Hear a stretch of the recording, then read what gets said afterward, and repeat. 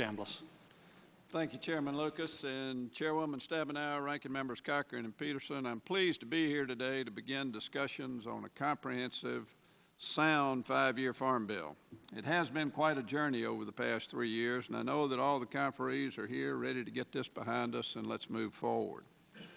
This will be my 4th and final farm bill as a member of Congress, and as a former chairman and ranking member of the Senate Agriculture Committee, I recognize how difficult it is to combine all the diverse interests into a single piece of legislation that meets the needs of all crops, regions, and rural and urban communities that the Farm Bill impacts.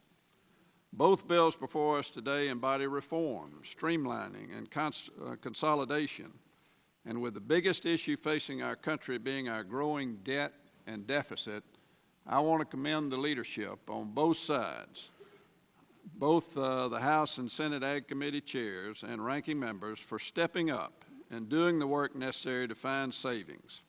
While we take these essential steps, we must also do this in an equitable and fair manner.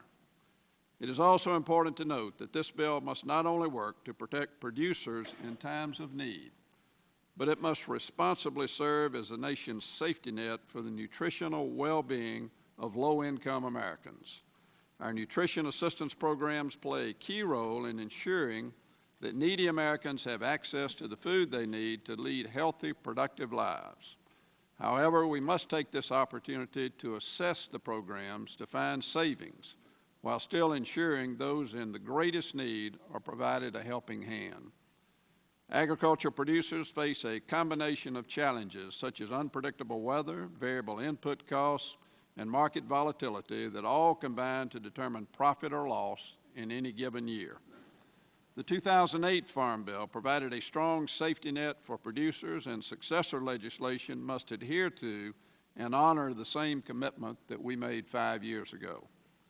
While I understand there are different ideas about what safety net is best, I urge my colleagues to recognize that one program does not work for all crops. Both bills before us attempt to provide producers with options to find what works best for them, and that is certainly a step in the right direction.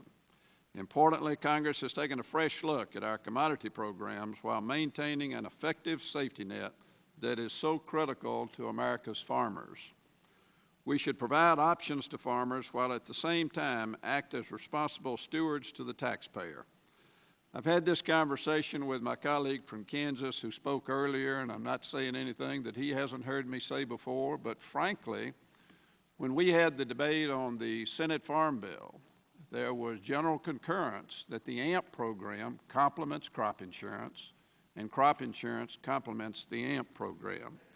When producers don't feel that the revenue-based programs or shallow loss programs work for them, they do need to be provided an option to manage their risk, and I urge my fellow conferees to remember the importance of giving producers choices. Also, I would like to recognize that the upland cotton policies contained in the Senate and House versions embody fundamental reform that meet our commitments in the World Trade Organization. The legislation eliminates or changes all Title I programs providing direct support to those involved in cotton production, and addresses head-on and remedies the criticisms central to the WTO dispute with Brazil. In the end, I am confident that we can balance the needs and interests between commodities and regions to reach our common goal of getting a farm bill across the finish line.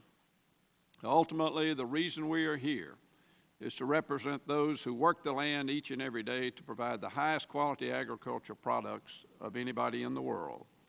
It's vitally important to the farmers and ranchers of Georgia, as well as to farmers and ranchers all across this great nation, that we uphold the strength of the safety net that American agriculture depends on in this farm bill.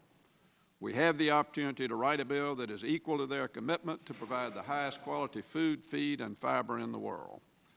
Mr. Chairman, I have a much lengthier statement that I'd ask unanimous consent to insert in the record. And with that, I look forward to working with the conferees in the weeks ahead. Thank you. So ordered.